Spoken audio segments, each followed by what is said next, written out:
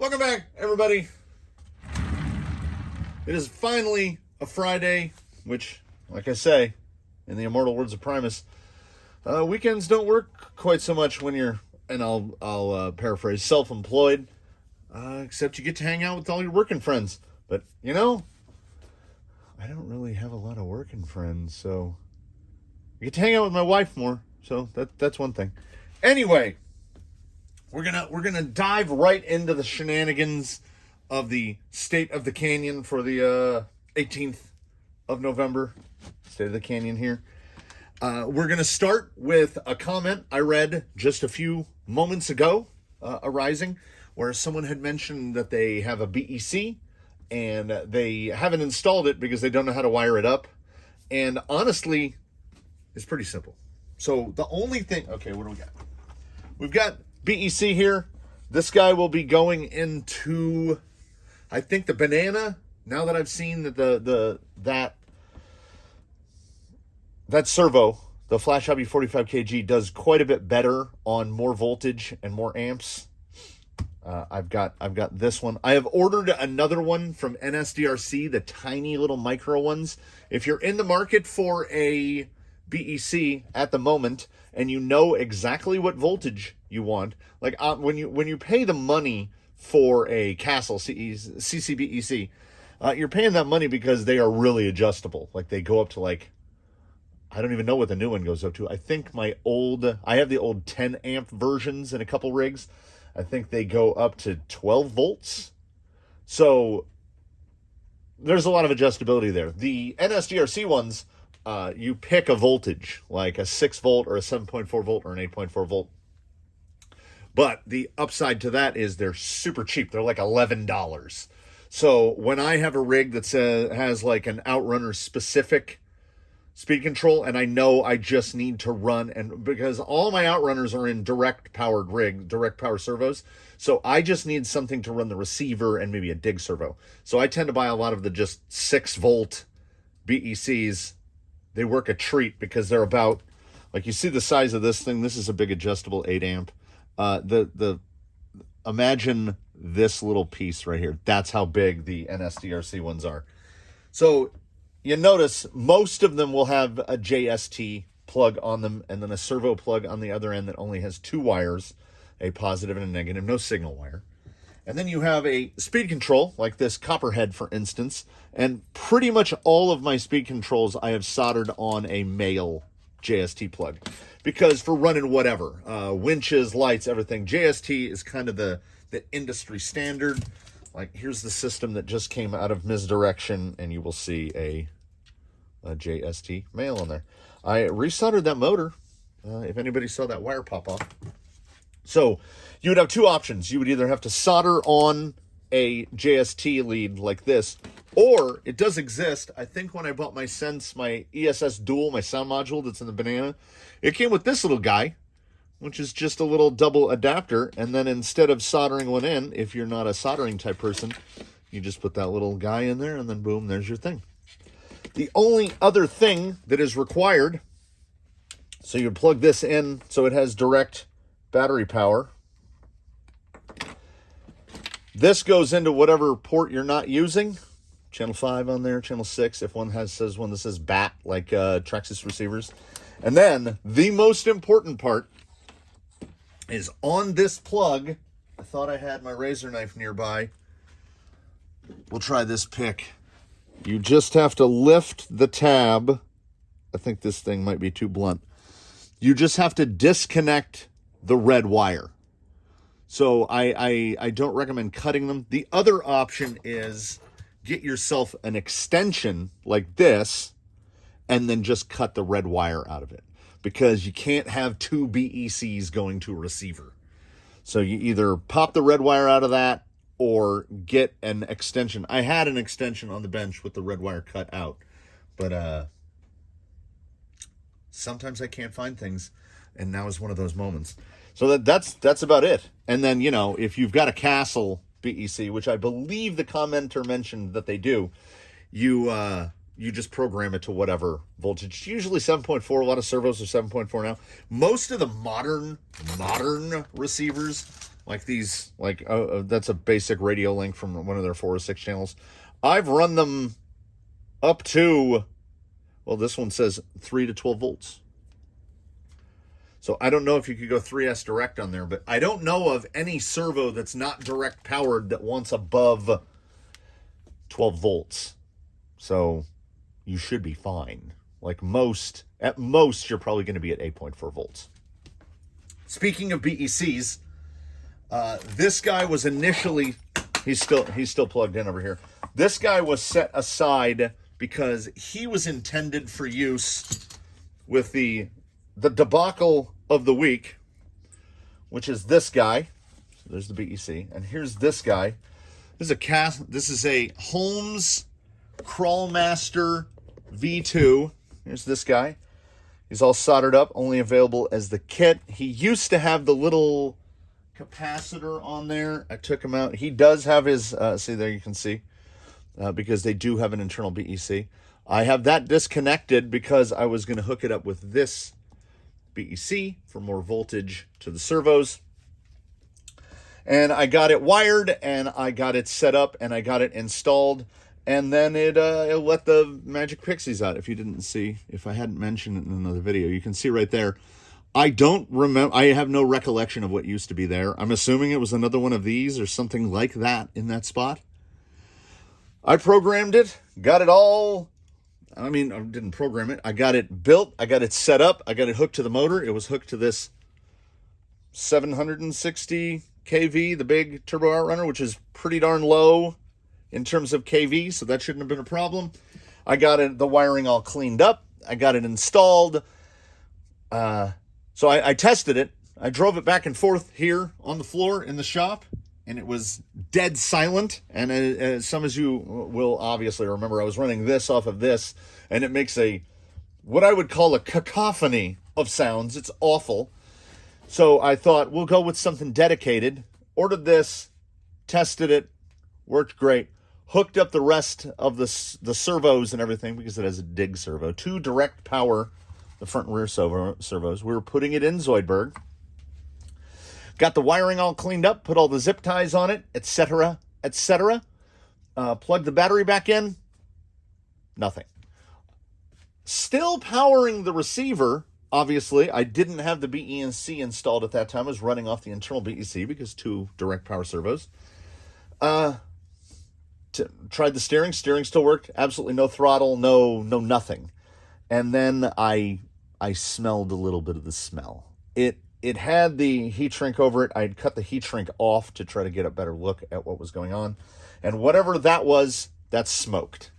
So the Holmes Crawlmaster lasted, I would say, around 30 seconds. It never drove outside the building. It still sits here in this exact configuration just like this. That was November 6th. That was 12 days ago. I contacted Holmes customer service through the customer contact form immediately, as soon as it smoked, right here from whatever laptop was nearby. And I got a response back within like 30 minutes where the guy said something along the lines of, "Oh, that's unfortunate. Could you send me a picture or provide me more details?" So I gave him the details that I just provided to you. It was this motor, 2 direct power servos, etc., etc. Powered it up, and then the Magic Pixies came out. Sent a picture even of this smoked bit. And since then, nothing. I have re-emailed Holmes since then. I have contacted them again through the contact form. Absolutely nothing.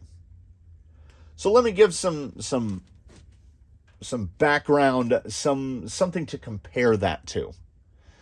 Inside this building resides the remains of what was drisotope.com.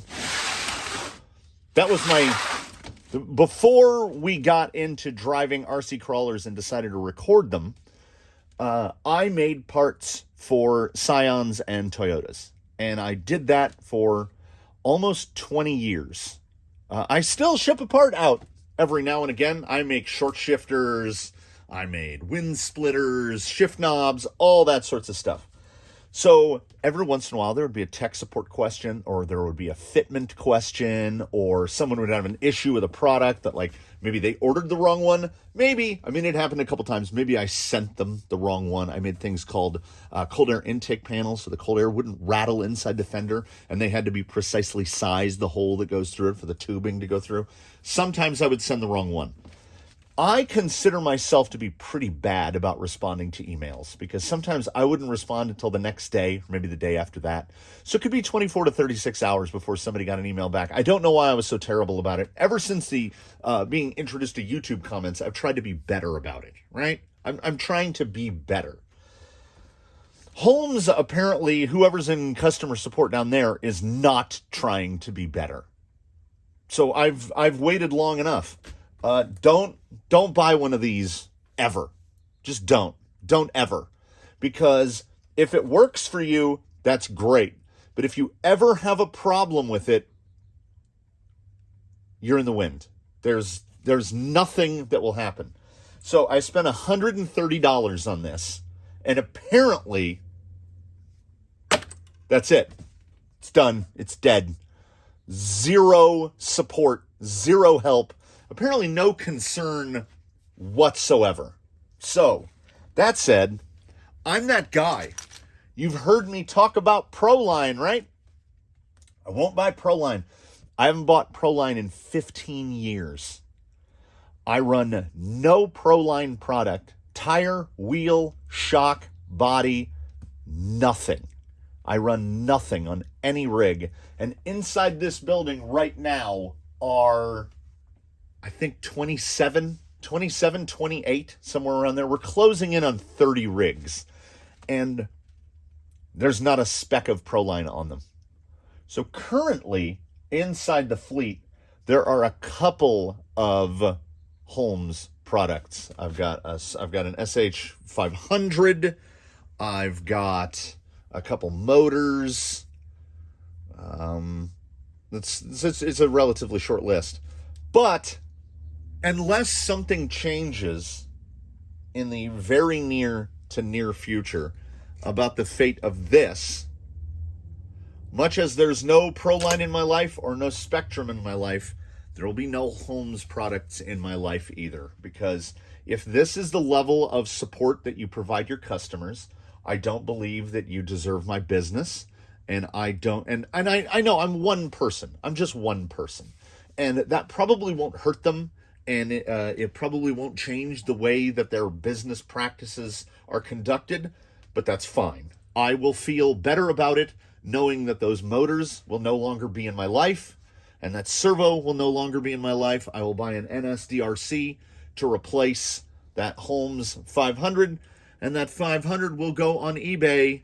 Or, no, it's a perfectly fine working product. And if other people don't have moral dilemmas, I will probably give it away to one of you kind people, to someone in need. Because that segues perfectly into the next thing I wanted to talk about, which is the people of my comments, the loyal viewers, the people that keep my average view duration way up, the people that watch a video from start to finish. You are the people that I make videos for, because in some sort of form of transference, you are me. Because when I sit down and watch a video, it's very rare that I click off on a video 4 or 5 minutes in. I watch a video all the way through because that's why I'm here.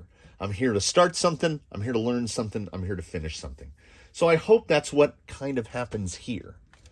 So and here's the segue. I came all the way around a couple times to get to where it is.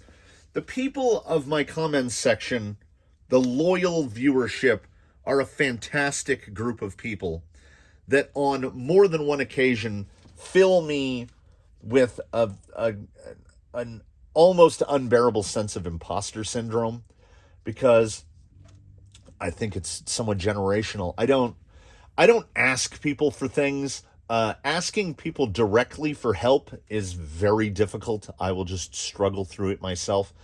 I've been trying to be better about that, asking for help. My wife says maybe if you asked for help sometimes, you would get things done a little easier. And obviously that's true. She's far wiser than I will ever be. So the people of the comments, that BEC that I showed you just moments ago, that was sent to me. The speed control that I just put into misdirection, that was sent to me. The speed control that's in Daphne, that was sent to me. People, out of the kindness of their hearts and whatever misdirected feelings of goodwill, send me free stuff, boxes of parts. A viewer out there, and you know who you are, has sent me so many boxes of parts. Someone sent me all that. Misdirection, where is she? This vehicle would not be possible without the kindness of my viewers and unofficial Patreons, my supporters, who sent me the kit to adapt element skid to go into Capra, as well as the servo mount pieces. The speed control that's now in here was sent to me by the same person who sent me speed controls before. I don't know if people want to be singled out. Like, do you want to be pointed out? I don't know. Because I assume that people do think... I like to believe that there is such thing as a selfless act. Like, people send things out of kindness, and I don't think that everyone expects anything in return, unless what they're expecting is to me make videos about it, in which case, baby, you came to the right place, because if somebody sends me something, I am going to make a video about it, or I'm going to make a whole rig out of it. I'm going to do something about it, with it, about it, for it, involving it. Now we've gotten to where we're going. You should recognize this guy, or gal. And someone, again, we're getting into the comments a little more. Someone was like, you got to paint those figures. It's too much red. So first coats are on. It's a 6-foot paint job, but look at the metallic purple on there. I didn't realize how beefy these driver figures are. I mean, look at the musculature on the arms. Look at that. This is just craft and hobby paint, and I was too lazy to take everything, because if you're a Rift owner, you know that to get to the interior, you not only do you have to take the vehicle apart, you have to take the cage halves apart to get this out, especially when it has cat heads on it. You can't get it out. You basically have to take some parts of the middle out in order to get it out. So I just painted it in place. It's going to get another coat to kind of tighten it up. I think this way the cat looks kind of naked, but I mean, I guess a cat wouldn't wear a shirt. But I think a bear would wear a shirt. So that's how that guy is sitting. And I had just remounted up the showdowns because I wanted to test that height. Like, do I miss the height? And I had already pulled the tires off to test those on misdirection, so we were in a place. Just went through the work to mount these up, and then someone in the comments, who I am going to call out by name, wonderful channel viewer and supporter, and now unofficial, certainly on the list of unofficial Patreons, Shaker MT from Montana, asked me, if you could test any tire, what would you test? And I said, well, I've been looking at these, but they're too expensive. And I've been looking at these, but they're too expensive. And then I've been looking at these, but I have about 30 rock crawling vehicles in here, and there's a bunch of tools, and there's everything else. And this is the stuff that I've accumulated over 25 years. I'm not independently wealthy. I, in most cases, spend beyond my means. I put most of this stuff goes on PayPal buyer credit, and then I'm trying to pay it off gradually. And then I see something else new comes out, and I'm like, oh, I got to get that. And then the balance keeps creeping up. But no interest for 6 months. So I haven't paid any interest on any of the RC purchases yet. I'm living in the gray space, you know? So they asked, what tires would I test? And I told them, and then that person said to me, I'm going to buy them and send them to you. Which is where the imposter syndrome came in real strong. I'm like, why would someone send me free things? Especially based on the amount, the dollar value of the free things that I mentioned. So coming up soon in the week, got this guy and this guy. These are premium HD open cell from Voodoo, because that's what you need if you're going to put them inside Kryptonite Customs USD stickies in the 2.2 flavor. So the Rift is certainly going to get these stickies, and I am going to test them to the extreme. because please, please God, please, sweet infant baby Jesus, let these be as good as advertised, because I don't know if I have another rig that will accommodate. Like, these had to ship in a massive box. Where's the there's a 1.9 Showdown. That's a monstrous tire. They are huge. So those are going on here, 100%. That's coming up. And while we're on it, everything has been demounted, but is still, Susan, let's move these over here. So the spec series, it's going to happen. It's going to happen. When will it happen? Look, if I don't know, nobody knows, and I don't know. But it will happen. But there's 3 sets of identical bead locks, and those things come in pretty handy for also in this upcoming week at some point, if I can fit it in.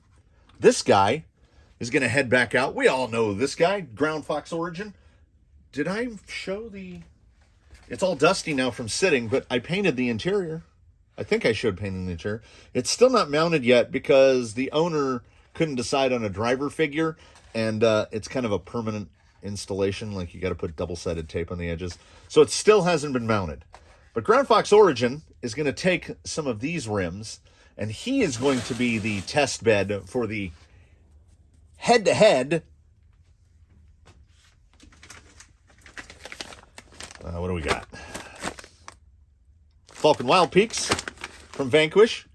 Also from Vanquish, VXT2s. These were all sent to me by Shaker MT. Delightful, wonderful channel supporter. And I'm going to test this. Okay. I call them quick views, the quick review. These tires are going to be tested. This is going to be the guy. I'm going to mount these up. It's going to be tested 3 ways. My hope is to do the vertical camera. I think I can fit 3 vertical cameras in and just do the lines, pick my lines, do those lines, tire. Because this will be the baseline.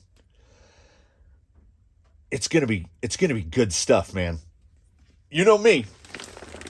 I love bead locks. So I've got like, how many sets do I need to unmount and remount? A lot.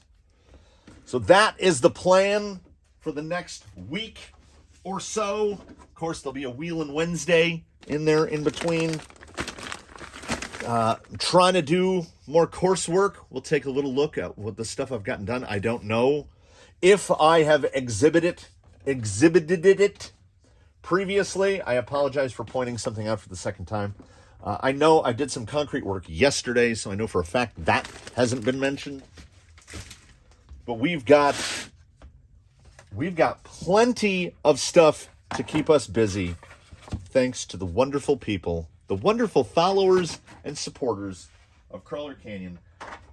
To all of you out there who have sent me anything at all, no matter the size, anything out of the kindness of your heart, I thank you sincerely, because frankly, anything to help feed my addiction, right? Like, it's an addiction. So we'll do a little look around. We will do a little wheel around. I know it's not Wednesday, but we whipped one side of the Wheels of Fate. And she hasn't been out in a little while. We got Daphne the Sport. Daphne was involved in the servo shuffle. So she's now running a Flash Hobby 50 kg. I cleaned up her wiring a little bit. It's not great. It could be better. She's back on her deep woods. She's been on those canyon trails for a while. So it'll be fun to I mean, look at yeah, Daphne's been sitting for a minute. So it'll be nice to have her out on the rocks again for a little bit. And we'll wheel and we'll gab in an outdoor situation for a little while. I'll do some work in between. I'll kind of bounce back and forth. And then we'll call it a Friday. Boy, have I talked. Boy, have I talked. I had a lot of stuff inside my head, and I hope I got it all out. So there'll be some more stuff to get out when we're outside. And let's go do that. We'll begin our little wheel and ramble over here. Sleeping Giant, the sign a bit askew there. I finally motivated myself to, I sort of finished the pump house. Got that little last bit of concrete in there. It's not even fully cured yet. I get worried about things like the seaming and stuff, and then I'm like, it's a rock crawler course, dude. Like, literally nobody cares. I did forget to incorporate a hole to put the sign back in, so I'm gonna have to drill a hole to put the sign in, but I've got all the wiring run over there. You can see it burbling away and probably hear it burbling away. Cleaned out the one remaining pump that worked, replaced the fountain pump with the new pump, and I think from this point forward I'm going to stick with of all things, and who would expect this, the Harbor Freight pumps, because there's a waterfall and a fountain, and the waterfall is running on a Harbor Freight pump, which was the first pump that I bought. And as I pulled it apart to clean it, it's an outrunner, kind of. There's a solid shaft in the center, and then the impeller and the magnets rotate on the outside of that shaft, and everything is ceramic. So there was no evidence of wear on that impeller or shaft whatsoever. I gotta get that. See, driving this, I gotta get that software figured out so that we can get this level of just of hold out of that.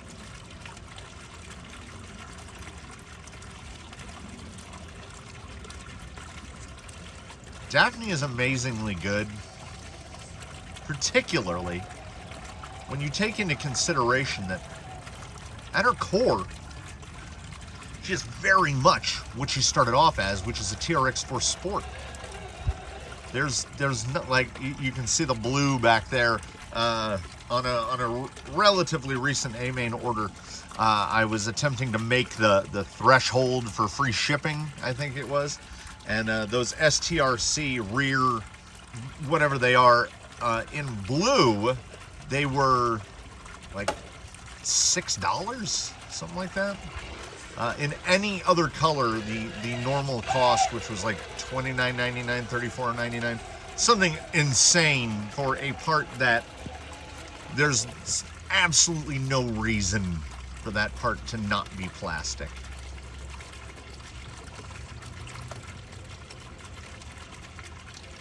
Also switching, she had the very simple type portal weights for the longest time, the kinds that only bolt on with 2 screws. And I replaced those when I bought a 4-pack for the Tranquish, and then during the testing to mount them up, I rapidly came to the conclusion that the Tranquish only needed 2. So I put the other 2 on here, as they are wildly heavier than the 2-bolt kind. These are the kind that replace the whole front of the portal box, and they're just better. So let's see if we can't flirt with disaster here. Daphne's pretty small. She's not overly wide, so she can track that top section. This is Tumbletown right here, though.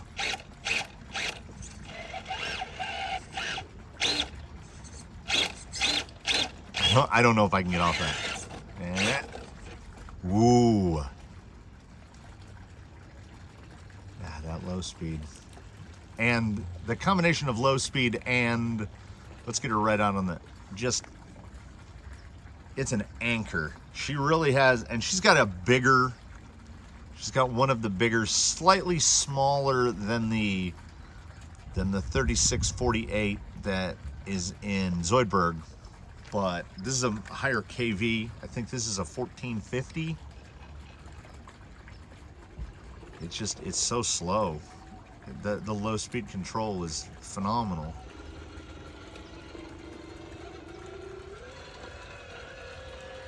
And she sounds kind of crazy. So I figured, as I just went through all the work to clean the leaves out of here for the fourth time, might as well try some sections that haven't been wheeled on in a little while. I tend to, I don't know, I gravitate towards an area and then I end up staying in that area. I don't know if it's the direction of the lighting or whatever, but Active Track is holding for like a few seconds at a time. Got that, was watching the screen, not the rig, got that tire up a little high. Deep woods, OE foams. Some good roll on that front, but like they're just, try to take it a little sharper right over here.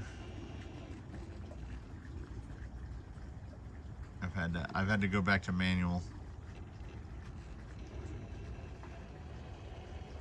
Like, okay, you can see that busted up section right in front of the right front. I'm gonna try to hook the top of that.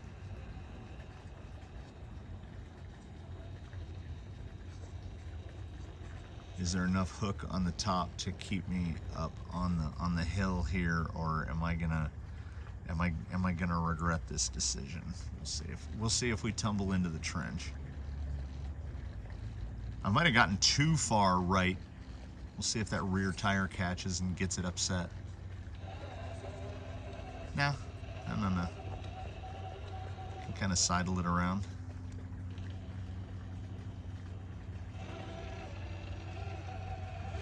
We're gonna line up for the bridge.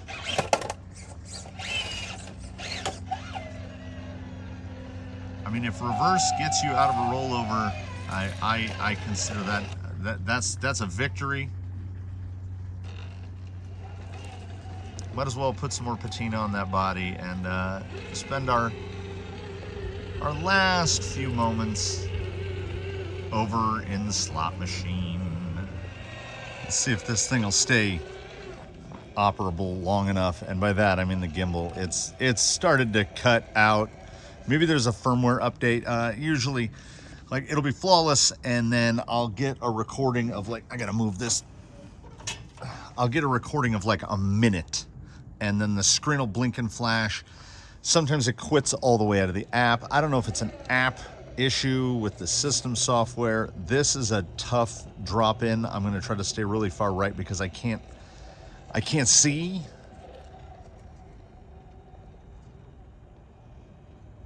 She's got a bit of a tough exit out over there.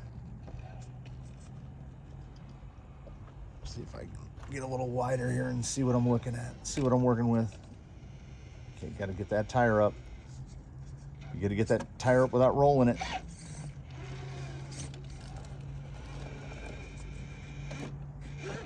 I will say, if you have the opportunity, as I was trying to say before I had a complete recording system failure, if you have the opportunity to construct yourself an elaborate slot canyon system in your yard, I think you absolutely should, because it is a real test of driving ability. Let's just call it driving ability, because there's definite problem solving that goes on in here that I don't have to use in any other obstacle complex. Oh, okay.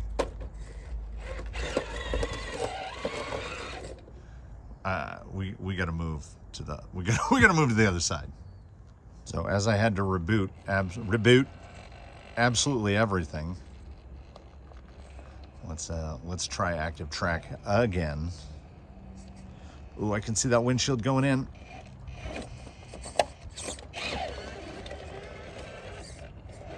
Maybe this way.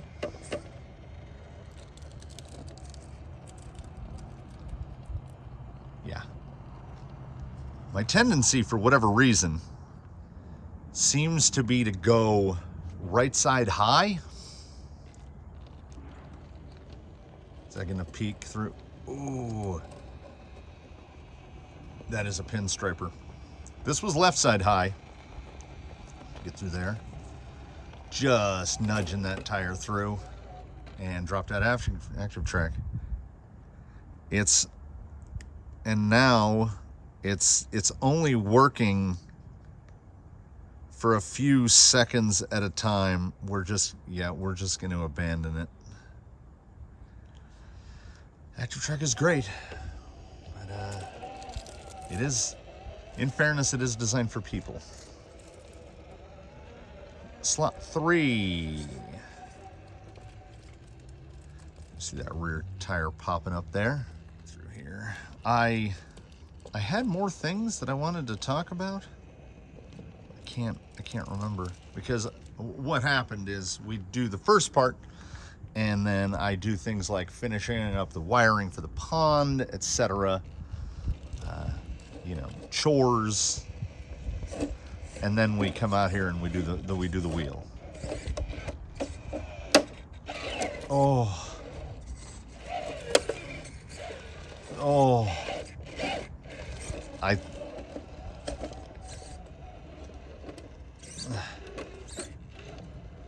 Hold on. Oh! Yeah, that's stuck. That's stuck real bad, man. That's stuck real bad. That was a two-handed retrieval there. I did mention that I had ordered a higher voltage BEC, so it's a good thing that I hadn't started working on the Banana, moving that brushless system over to the Banana, because in the intervening period between filming the first part of this and what's occurring in front of you right now, the BEC that I ordered from NSDRC, I don't think I ordered it 48 hours ago. That's already here. Gonna try the misdirection method, getting that tire up. And you want to keep it up and not do that.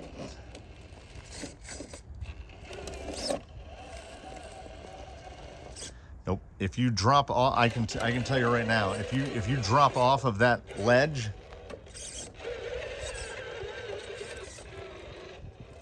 it's not happening.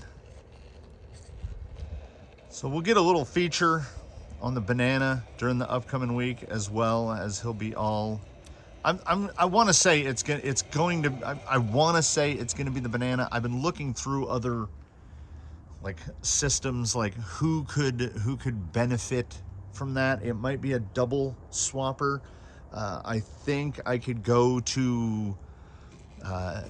Jake's got the 2280 slate. The one on the bench is a 1900, so there might be an opportunity to move some stuff around. I also thought about the Vanimal. I've considered a couple options here. You're not out yet. If you get that left side tire dug under, it's going to be bad. We're getting the hang and the handle of slot 5. It's now been cleared thrice. Daphne has now done it, Misdirection has done it, and RoboKitty has done it. Now let's see if old Daphne can breach out. Her breakover is pretty good.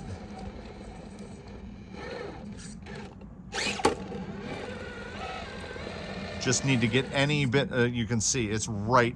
It's like right at the CG point. If I can get any amount of grab here.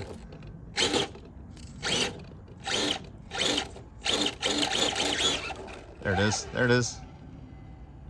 Nice.